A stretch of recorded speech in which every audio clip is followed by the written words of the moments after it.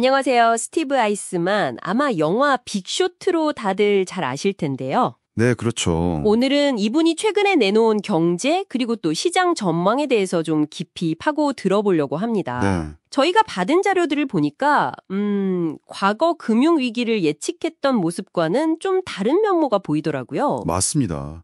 상당히 현실적이면서도 어떻게 보면 좀 의외로 낙관적인 시각이랄까요? 네, 바로 그 점인데요.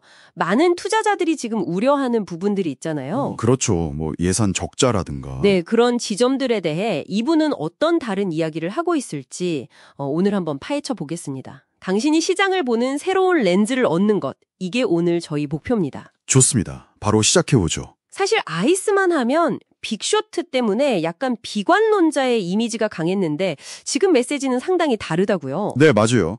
특히 요즘 가장 뜨거운 주제들, 예를 들어 미국 예산 적자 문제라든지, 아, 네. 엄청나죠. 그리고 주식시장 너무 비싼 거 아니냐, 이 가치평가 문제, 또 하나는 연준의 독립성 문제, 이 세 가지에 대한 분석이 아주 흥미롭습니다. 첫 번째 예상 적자부터가 저는 좀 놀랐어요. 이게 뭐 기록적인 수준이라고 하는데 아이스만은 전혀 걱정하지 않는다. 이렇게 딱 잘라 말했다면서요? 네, 그렇습니다. 아니, 전문가들은 다들 경고하는데 어떻게 이런 말이 가능할까요, 좀?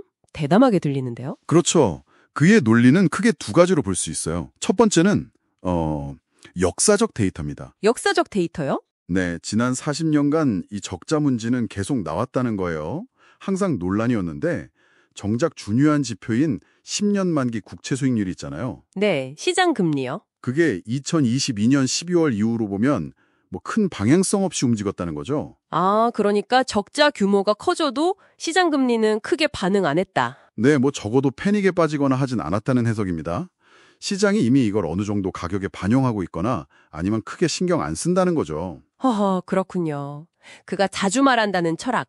사람들 말 믿지 말고 돈이 어디로 가는지를 봐라. 이게 딱 들어맞는 얘기네요. 바로 그겁니다. 말로는 걱정해도 실제 투자 행동은 다르다는 거죠. 그럼 두 번째 근거는 뭔가요? 두 번째 근거가 더 재밌는데요. 바로 대안부재 논리입니다. 티나라고 하죠. There is no alternative. 아, 티나요? 네. 전 세계적으로 안전하면서도 유동성이 풍부한 자산, 이런 걸 찾는 수요는 계속 있거든요. 그런데 미국 국채만한 게 현실적으로 없다는 겁니다. 규모나 뭐 실매도 면에서요? 그렇죠. 규모, 유동성, 신뢰도, 이 세 가지를 다 갖춘 투자처가 미국 국채 말고는 마땅치 않다는 거예요. 그래서 적자가 아무리 많아도 어쩔 수 없이 글로벌 자금은 계속 미국 국채로 흘러들어온다. 이런 시각입니다. 약간 뭐랄까 안전자산계의 독보적인 맛집 같은 느낌이네요. 다른 데 갈 데가 없다. 네, 뭐 그런 비유도 가능하겠네요. 알겠습니다. 그럼 두 번째 쟁점. 주식시장 가치평가로 넘어가 보죠. 요즘 기술주 중심으로 시장이 너무 뜨겁다. 버블 아니냐? 이런 걱정 많잖아요.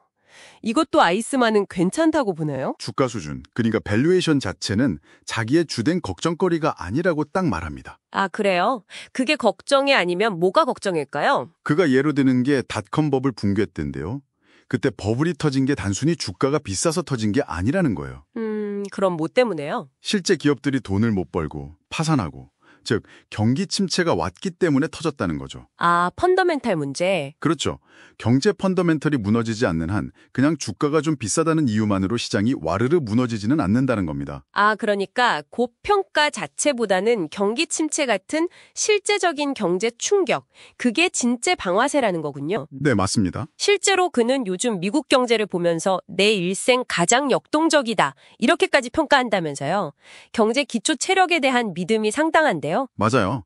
기업들이 실제로 돈을 벌고 있고 경제가 성장하고 있다면 뭐 주가가 좀 높아도 괜찮다는 시각인 거죠. 그럼 그가 진짜 걱정하는 건 뭔가요? 아예 걱정이 없진 않을 텐데요. 그가 정말 우려하는 건 뭐랄까, 예측이 불가능하면서 시스템 전체를 흔들 수 있는 그런 외무 충격입니다. 예를 들면 무역 전쟁이 아주 격화된다거나. 아, 그런 지정학적 리스크 같은 거요? 네, 그렇죠. 경제 시스템 자체를 그냥 망가뜨릴 수 있는 정말로 나쁜 시나리오.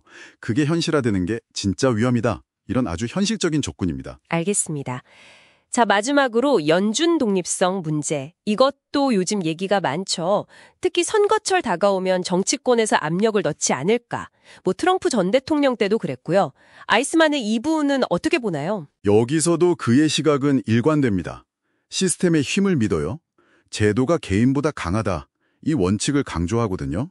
제도가 개인보다 강하다. 네, 대통령이 연준 의장을 임명할 수는 있죠. 하지만 일단 임명된 의장을 정치적인 이유로 해임하기는 굉장히 어렵다는 겁니다. 아, 그렇군요. 그래서 결국 의장은 자기 소신껏 독립적인 판단을 내릴 가능성이 크다고 보는 거죠. 과거에 파월 의장이 트럼프 대통령 비판에도 금리 결정하고 그랬던 걸 보면 네, 바로 그 사례죠. 그런 걸 보면 이해가 쉽습니다. 연준이라는 이 견고한 제도가 결국 미국 금융 시스템 그리고 미국 자산에 대한 신뢰를 지탱하는 핵심 기둥이다. 이런 믿음인 겁니다. 와, 종합해보니까 우리가 알던 빅쇼트의 스티브 아이스만과는 정말 이미지가 많이 다른데요. 비관론자라기보다는 오히려 시장과 시스템의 강점을 믿는 낙관적 현실주의자라고 해야 할까요? 네, 정확히 보셨습니다. 그게 핵심이에요. 그는 어떤 대중적인 공포나 언론 헤드라인 이런 것 너머를 보려고 하는 거죠. 소위 말하는 반컨센서스적인 시각이랄까요? 네네. 그리고 실제 돈이 어디로 움직이는지, 시장 참여자들이 진짜 뭘 하는지 이 행동을 더 중요하게 생각하고요.